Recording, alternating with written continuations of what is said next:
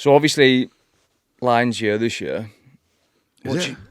I think so. Is there a Lions tour? Can you imagine me, how much I could drink in 3.5, 4 weeks in Australia? I actually couldn't. I'm not sure I want to go anymore. We're going. Health crisis. Who do you think has stood out so far in the Six Nations that have put their hands up for the Lions tour? Maybe lads that weren't potentially, your starters, someone you wouldn't have as nailed on. Is there anyone you think's kind of put their hands up with the first 4 games? It's felt a little bit bitty. It has. For whatever reason. And that doesn't mean the competition hasn't got going, but it hasn't felt like anyone's really, really stood out. There's been a few ones that we can talk about where, like a Sam Prendergast, who everyone's talking about, as an opportunity for him to go. Wales have kind of gone how we thought they would go. I can't see any Welsh players. Everyone's talking about Jack Morgan. I can. How? I think you can see a Welsh player on there. Thomas Williams. Ahead of who? Well, name me the 3 scrum halves. Jameson, Gibson Park. Okay, sorry, you're right. Uno. He'll go.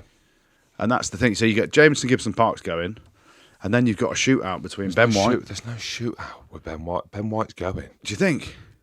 With how well he's played, He's been class. He's been brilliant. Okay, I can accept that. Okay, thank you. Yeah. I bet the problem is he's at Toulon. So when I say it's a shootout, if he gets all the way, Toulon doing well in the league, and if he gets all the way to the top 14 final, he's going to miss part of the preparation. Yeah, but let's worry about that. No, I know, but this is the thing. So when you come to a shootout and you come to decision making, if it's a close call between players, and I think Ben White's good enough to go on it. I think he's performed well, but there's the parameters of his playing at Toulon. So you've got Jameson Gibson Park, your first choice 9. Like, since he shaved his head, how good is he? He's just a bit in the I bullet. actually thought he was better before. What, with the biscuit? Just a little bit with the biscuit. But then you've got the other 9s. You've got Ben White, you've got Thomas Williams, and you've got Alex Mitchell, if he was playing and you're judging him on how he plays in a Northampton shirt, he's playing the straight jacket for England. So you can't judge a man on... I don't think you're looking at the club form anymore. No, you're not, but this is what I'm saying. And there's a lot of water to go under the bridge before the squad gets picked, which might play into certain people's hands. But you can't pick Alex Mitchell at the minute as a Lions 9 on what he's produced for England in the first 3 games of the competition, because he hasn't played how he plays. He's box kicked, and it's been very dour watching England. So you're not saying that's a 9 that you want the spark from and to see. So that's why I think Thomas Williams, who's actually been playing well for Wales in a poor Wales team, is in the mix. The majority of that team, the Wales team, the majority of the Irish team, is going to be the Lions team. Yeah, and when it comes round every 4 years, I'm trying to be like, okay, it'd be good to have more of a mix and more of a balance. You don't need that though. But that's not what it's about, and it's not going to be all Ireland. There'll be players from Scotland, I think, in the back line, and we can maybe talk about some of them. I think Sione Tuipulotu definitely goes. Whether or not he starts ahead of Bundy, probably not. I think Hugh Jones starts at 13. There'd be an argument to start Duhan van der Merwe, and this was always going to be a big Six Nations for him. It's big to say all these... when you say starting, you mean your first test, you're picking these boys? I would say at the minute, if they were starting, you'd be like, okay, I can see how Duhan would start, but not ahead of James Lowe. Yeah. Could you play both of them?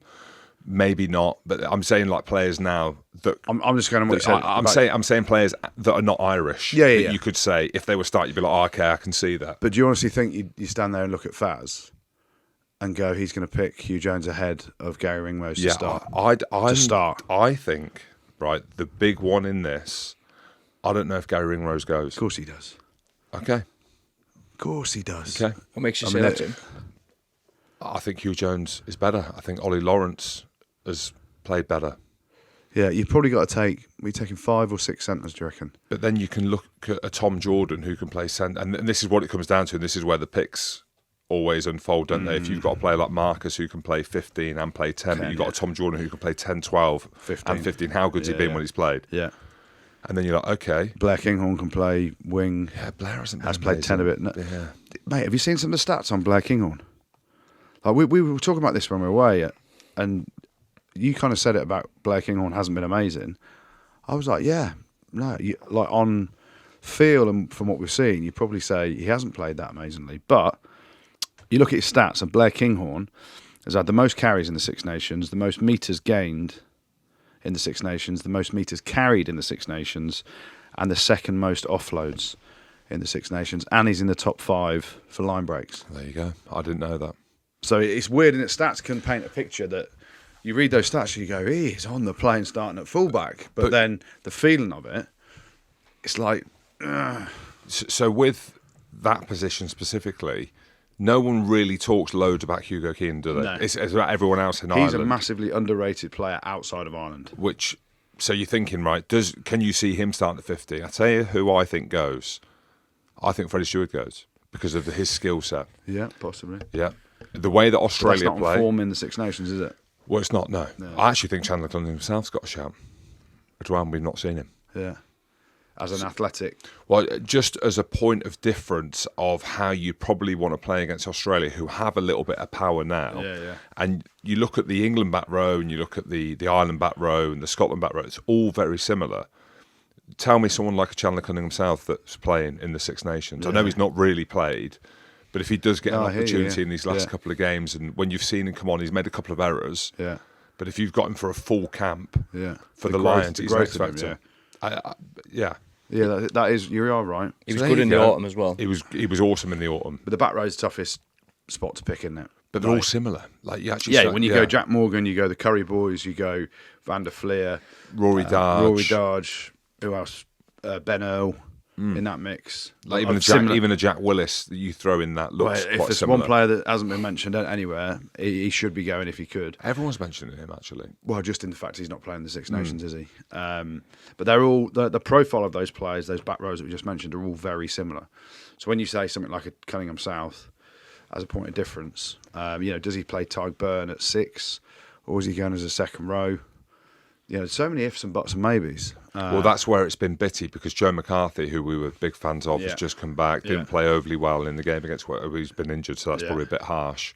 Geez, when he can carry though, He creates one of the tries. There you go. Just a 5-yard carry out of nothing. He's a brilliant player. Marrow obviously goes. Yeah. Scotland's second row is probably not. Scott Cummins maybe had a shout, but he's injured. Then you've got an Ollie Chesham, but then you're starting to look like an Ollie Chesham. Probably a little bit similar to a James Ryan, a little bit similar then to Ryan Baird. Yeah. So I just wonder how we'll make it up because you've got players that are quite similar, especially in that back 5 specifically. Yeah. Whereas in the past it's been like standout. You've got Alan Wynne-Jones or Paul O'Connell or Amaro Itoje or who like them names in them positions. A Jim Hamilton. Robbed. I say the interesting one to front row. Yeah, and I was just about to say that. You're talking about players that have stood up and looked like they probably have a chance to go on the tour but weren't really spoken about. The one for me, from an English perspective, is Will Stewart. Yeah. You look at tight heads. Tyg Furlong hasn't played yet in the Six Nations. This week, potentially. Potentially back this week. And my God, they'll need him this week against the French. But if he's fit, he's a shoo-in, right? He's going. Even if he's fit the week before the fucking tour, you're taking Tyg Furlong. But then tight heads, you need 3, I believe, because of how specific the position is, and you can't ask lads to back up, bench, start, no rest. So you probably need 3. So who's behind Tyg Furlong if he's going? Will Stewart has stood up like no one was talking about him before as a potential Lions player, but I think he's been really impressive. Yeah, I agree with you. And then you think Xander Fagerson. I tell you, I like Wycliffe Jean. Wycliffe Jean. I like Wycliffe Jean at the weekend. Wycliffe Jean. I like the look of him as well from he stuffed Porter, didn't he? Perspective. And Porter's been standout, but the scrums. Yeah. Been standout in every other facet. And Australia now got a decent scrum. They have. I saw some Super Rugby clips of not just the scrum, but just the way they play, like really direct.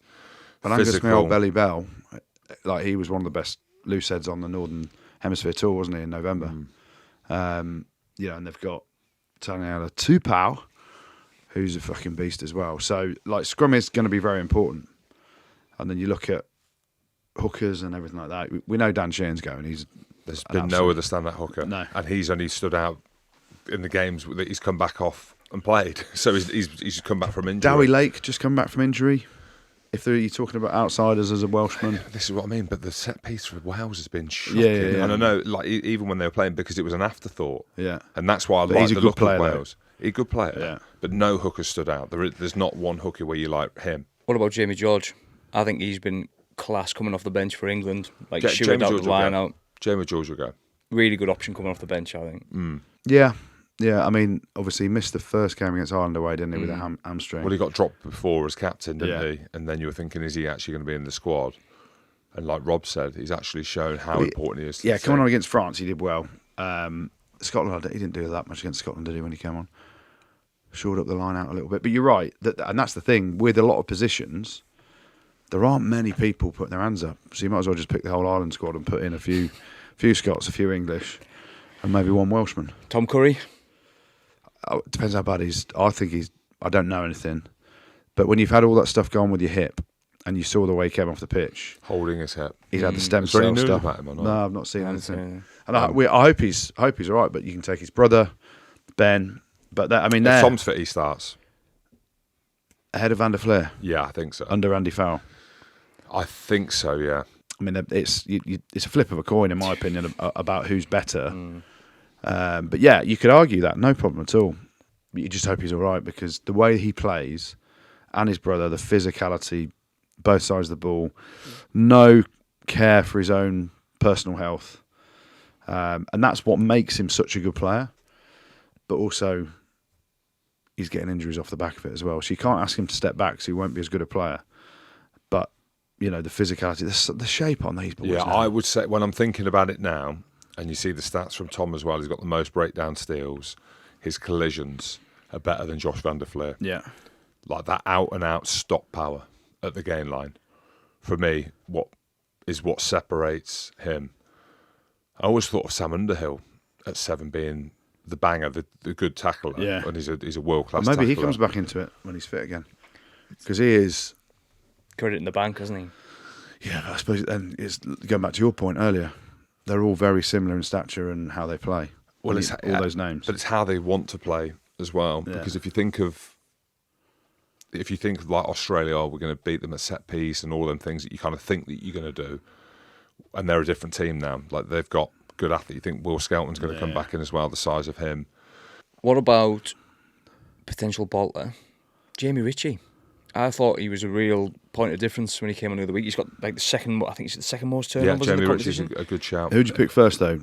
Rory Darge or Jamie Ritchie, if you could only pick one? Well, I would have said Rory Darge, but he's so similar to the others. Whereas Jamie Ritchie has a slightly different look to him. He's a line-out option. I just don't know, because he's almost like in between everyone else. So he's not a big carrier like a Chandler Cunningham South or I don't know, whoever you can put at 6, like a Ryan Baird, or you can play James Ryan at a 6 or a Maratoji at 6. He's a line-out option, but so are them other ones as well. You've got Chandler Cunningham South, who's a big option. You bring in Jamie, so if you think Jamie Ritchie, you bring him in for his turnovers, but then you literally outlay all them other players that you've mentioned. But he's a good player, Jamie. Consistently, well, he's not been in the team consistently. That's the thing for him. Like Rory Darge has been good. He's been like class in some points. I've been talking him up. Yeah. But I just think like if there weren't these other players in the back row, you'd be like, he's got a much bigger opportunity. But Jamie's not a big carrier out in the channels. Yeah, because you go back, you look at Ireland. You've got Jack Cohn. Yeah. You've got Caelan Doris, who's going to go, might be captain. Well, they're your 2-8s, aren't they? But then you've got a Ty Byrne, and then you've got Ollie Chesham. And then if you want to throw a Jack Morgan into that mix, or even like an Aaron Wainwright, I can't see Falatau going. But if you did, every time he's played for the Lions, he's been unbelievable. Yeah. Back row is the toughest of selections, isn't it? Or I think. if you throw Jack Willis in there as well, you're like, okay, so does Jamie Ritchie go ahead? I'd love him to go, obviously. I'd love him to go. But who are you picking him ahead of? Or who's not going for him to go? And I don't mean that in a disrespectful way to Jamie Ritchie, because if he's good enough, he's going to get picked. But with Jamie, for every man you pick, there's a man that ain't going. Well, with Jamie, if he starts, because I don't even know if he'll start against Wales, because you don't know what Gregor's going to do. But if he starts against Wales, and we know how good they are at the breakdown with Jack Morgan and Tommy, I'm going to call him Rafael. I'm going to call him Rafael. Tommy Rafael in my mind. Rafelbat. So you think how good like they are in the breakdown, Yeah. and Jamie has another big game against Wales, Yeah. and then the game against France. Well, this weekend is pivotal, isn't it, for 3 of the teams? Like England should beat Italy and play Wales, part of that game. Oh, God. But yeah, I know I probably said that too soon. But for any Welsh player that's got any chance of going on the Lions tour, they need to go to Murrayfield and perform. Scotland player, your expectation is to win probably by 10 or 15 at home against Wales and dominate that game. So your likes of Van der Merwe, Blair Kinghorns, your Rory Darges, your Jamie Ritchies, these Jack Dempsey as well. Is he going to step up? And that's where they'll be looked at now, round 4. And then you've got all the Ireland boys just cementing their places if they beat France. So, with the Ireland lads, and here you talk about, what did you say, bolters. I could see someone like a Jack Conner being captain.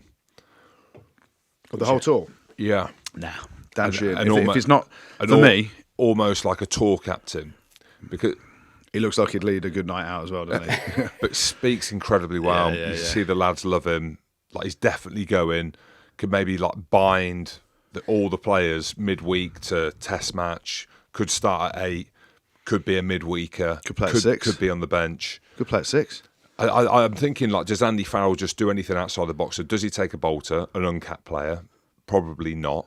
I wrote down Ellis Mee because I thought he looked good in the first game. But how are you picking a lad when you've got all the rest of the wingers? Yeah. But does he pick someone like that?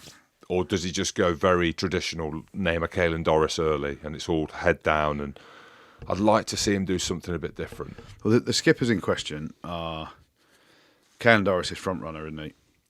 I think Dan Sheehan's in that question bracket as well. Around could be a skipper. Maro Toji, the way he's skipper the team, and if they let him cheat like he cheated against Scotland, then hell of a player. Maybe a Dan Sheehan. Yeah, as skips. Well, if you're picking your best hooker, Dan Sheehan is your man, head and shoulders above anyone else. Right. If you were to be 100% honest, yeah, okay. Which I always am, James. Yeah, you are. Gets me in trouble. And we love Kelly Mill Doris, yeah. Okay, and we love his mates, and we've always been a fan of him. Yeah. I just don't know whether the captaincy thing looks 100% right with him. Really? And that's not a bad thing. That's not me saying headline Caelan Doris isn't a captain. Oh, I disagree. Okay. I think the relationship with the referee, some of the stuff around that has been questioned, and they are questioning that in Ireland, and it is a big work on. I think there needs to be a natural feel and element to that bit around being captain. Yeah. I understand completely why they made him captain. Best player, robust, clearly a leader within the team. But that's why I'm throwing a Jack Conan in there, because of maybe that just different little bit of empathy, or maybe it frees a Caelan Doris to just go and do what he does as a player, because the tour captain isn't just being captain, it's everything else that comes with that. It's the media. But is tour captain different to test match captain? Yeah, but I think it could be the same. Remember Peter O'Mahony started in the first test, didn't he, against New Zealand in 2017, and then he got dropped. And he was captain just for that. I can't remember who they named in 2017. It'll be interesting. This weekend will be interesting then. When you talk about if Caelan Doris is fit, he'll be captain of Ireland. And people talk about how he speaks to the referee and how his relationship with it. Angus Gardner from Australia is referee this Saturday for Ireland against France. And that's, if he passes that with flying colours. Yeah, do you understand what I'm saying? I do, yeah. On it? I do. And this isn't meant to be a headline, and I'm not saying Caelan Doris isn't good enough to be a cat. With literally, he's not called us from the gymnastics establishment for a long time, so we want loose Caelan back.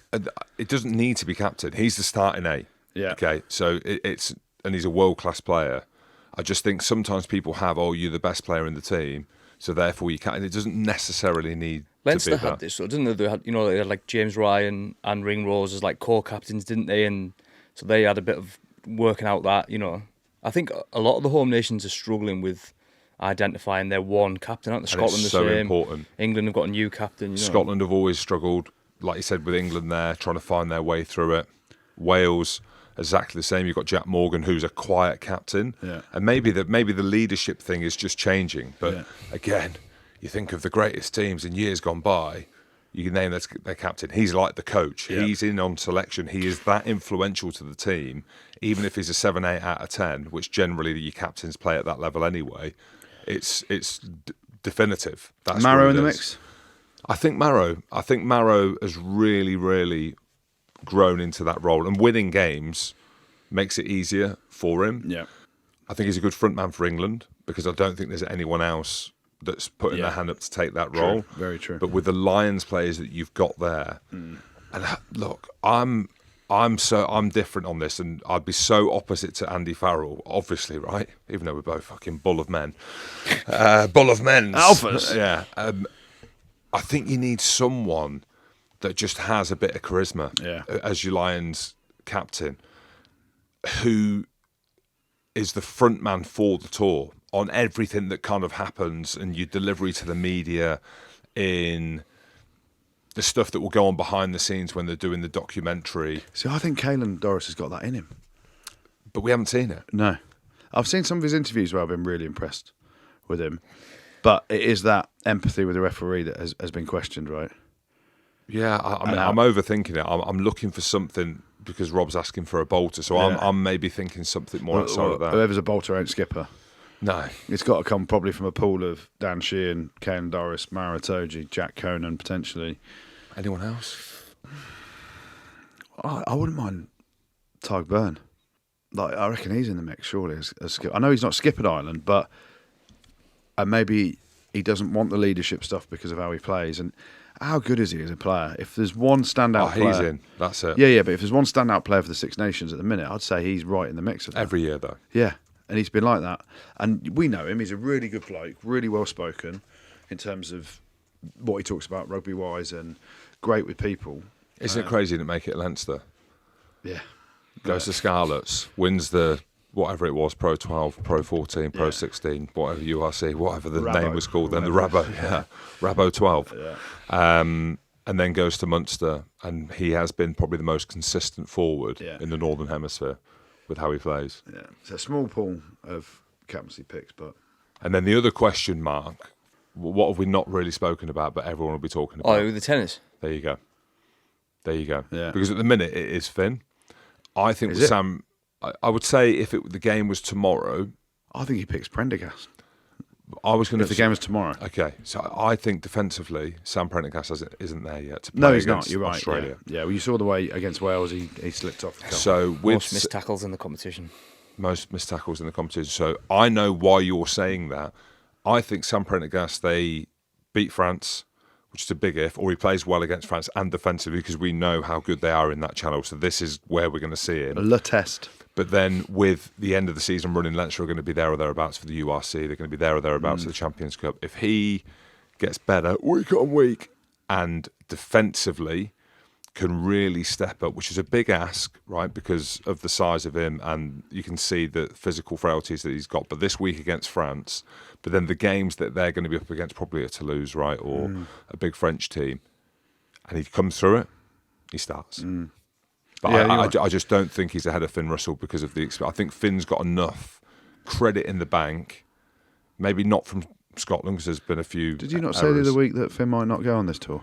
I could see it happening. Now look at him. No. It's amazing what a week in the Cayman does for you, Jim. But that's not me saying that. But you could see an Andy Farrell just being like, "Mate, you're not for me." That's it with someone like Finn. But he loves a Mac Hansen, so I'm clearly throwing loads of shit at the wall here because Hoping we're it trying to sticks. build. We're trying to build a narrative, aren't we? Yeah. Around it because you need characters. Finn's a character, but that tends so pivotal that you've got to get the right people in that role to run the team. Yeah, true.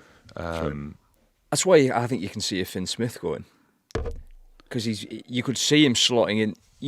I could see Finn Smith playing for Ireland and like fitting into that system that they play. Yeah, that's true. Actually, that is true.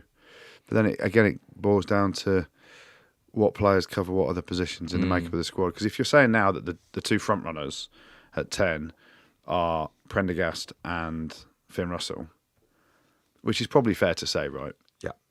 So then you're taking 3. So you take Finn Smith, who's just a 10. Do you take Marcus Smith, who's a 10, 15, exciting, attacking player?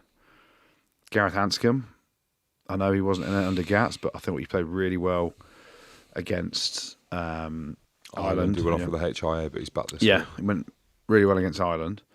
And he's he's playing well for Gloucester as well, and he's a experienced campaigner. So yeah, it's interesting, isn't it? And then the balance of what sort of 10s you want. Do you want all your 10s to be similar players? Which I think Prendergast and Finn can place in a similar way. Finn's got the magic, but Finn's also a very controlled 10. when you need him to be as well. Then the other one is his son. Owen, we haven't fucking played, mate. He's not even in the picture at the minute. If he comes back in a bit of form at the end of the season for Racing, you could say it. Oh, you could see him coming into the conversation, but come on, you can't be looking at that as an option now, can you? If you're Andy Farrell, if he's tearing up trees at Racing, we're talking about it.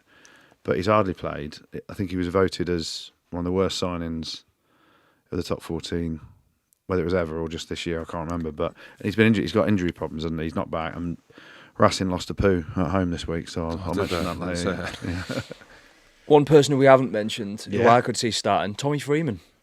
I could see him starting a test Instead of who? on the wing. So you've got Van der Merwe, James Lowe, Mac Hansen, Hansen. Darcy Graham. Yeah. I could see him playing with James Law. James Law on one wing, Tommy Freeman on the other. So you're dropping Van der Merwe.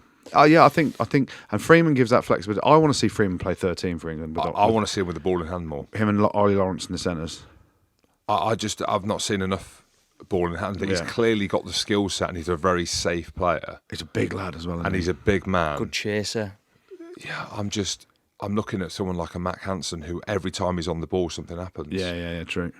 Ahead of Do you not someone like think that Tommy Darcy Freeman or a does that? Darcy Graham. Darcy Graham, same. So if I'm watching England, well, maybe it's because I'm watching England, right? But I'm not like, with any England winger. Well, you You're would have not. with one. Yeah, with Faye Boso. But yeah, you're right. But he's a good player. Every time Darcy Graham gets the ball Off your seat. off your seat, and he's breaking tackles, he's coming in, he's making something happen. Mac Hansen to a degree as well. Like when you look at Tommy Freeman, he's not been given the opportunity. You've not seen him come in. I can't remember seeing a break. He's got 3 tries. Yeah, I know he's got 3 tries. Yeah. Well, he should have But- only had 2, let's be honest. Wow. Held up against Scotland. Yeah, so in and around them areas, of course he's been one of England's best players. So I can understand why you say that. But like Goody said, ahead of Darcy Graham, ahead of Mac Hansen, I think so. ahead of well, that's fine. You're picking Tommy Freeman ahead of Mac Hansen and Darcy Graham. I could see it. No, he's going back on it now. I love that. Go on, fall on your sword. Actually, this is the thing. We were chatting about it when we were away in the Caymans. Like, there isn't many players that are your like bang nailed on to start. So that's why there's so many conversations going. There's obviously a fair few, mainly Irish boys, that are nailed on to start in a Test match. But it's going to come down to the makeup of the squads. You know, how many forwards, how many backs, how many. We don't even know how many he's taken on tour. Is he taking 36, 37, 38? Like, is there a number out that's an agreement? And if it's 38, you're taking, 20 forwards and 18 backs, or you're taking, 22 forwards and how many backs, James? I can't even. Andrew, I've had an hour's sleep, and maths is my worst. Maths, English, 16 and backs. science. And that's the thing. Like, imagine being in some of the selection meetings that they're going to have, whoever the coaches are. When are we going to know about the coaches? I think that'll be interesting as well, because 2021, you saw a lot more Scotland players coming in, didn't you? Because like Gregor was there, his coaching team will. All right, mate. You can't just. Some of them were good players. It's not like Warren Gatland calling up the geographical Welsh boys. We were talking about Yeah. that. Do you remember the geographical boys? Corey fucking hell. Good lad. Tom Court as well, because he was there on holiday. Yeah. That was the thing with Gats, and me and Gats had a fallout about it, and I had to basically get on all fours and beg him that I didn't mean it. But for me, the prestigious jersey and the nature of that team, and I interviewed Anthony Watson, we were talking about it, and Rob put a horrible clickbait thumbnail up on the YouTube. What was it? Finished? ? With the lines. That wasn't me. Was it producer That was Jimmy, yeah. Producer Jimmy did it. And when you actually think about it, and it's weird because the COVID one, it shouldn't have happened, really. But you actually think of this now going to Australia, the game in Melbourne, I think it's game 2, is going to be 100,000 sold out. Yeah.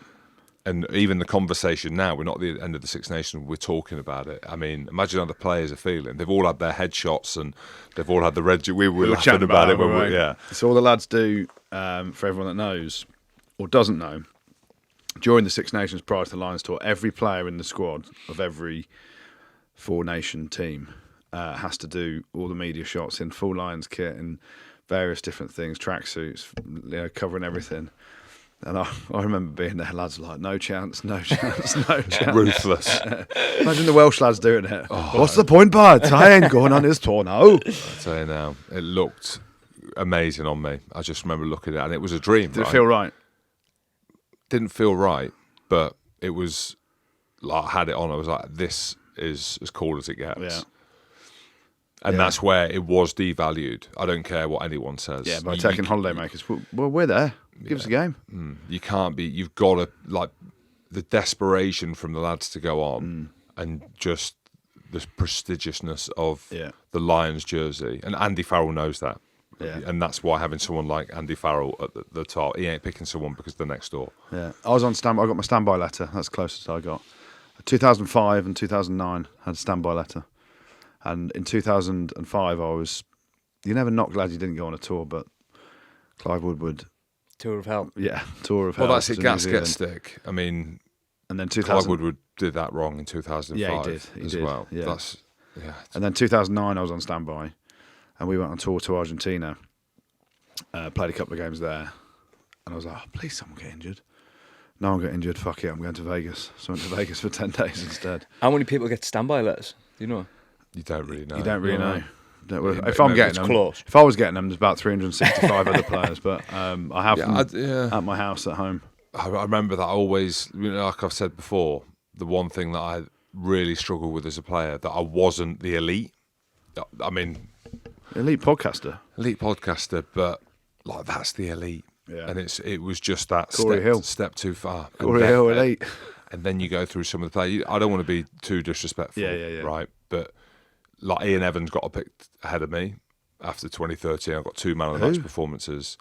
Yanto, Yeah, I know. I think they called him. I know who And I remember when I got told I was going, and then Paul O'Connell made it back towards the end of the season, got man of the match in the semi-final. I remember it. Dowie Morris gave him man of the match because he won 4 lineouts. But it was Paul O'Connell. I was like, fuck, he's back. But I didn't know I was competing with Paul O'Connell, right? So they were like, I'm going because Paul O'Connell's injured. Paul O'Connell came back. Wiggs Villy rang me and said, mate, you're not going. I said, well, no one fucker told me I'm competing with Paul O'Connell. He's like, no, you were going to go because he was injured. But Ian Evans, his Gats, says he's less of a liability than you. Which is probably true, no? I still genuinely, hand on heart, can say with full respect Oh, you were better than him. that I was better than him Yeah. and should have went. But- and there, because I would have been a great midweeker. And then Wiggs' argument was, well, what if we need you for the test? I was like, well, I can be a test match animal as well. just On the put night me in. out. I'm ready, boss. Yeah. But it was Australia as well. If it was South Africa, it might have been different. But yeah, like that's one thing where I feel like I underachieved. And not to be a test lion, but just to go on the tour as a lion. And the podcast would have been so much better because I would have had more stories. I've run out of stories now.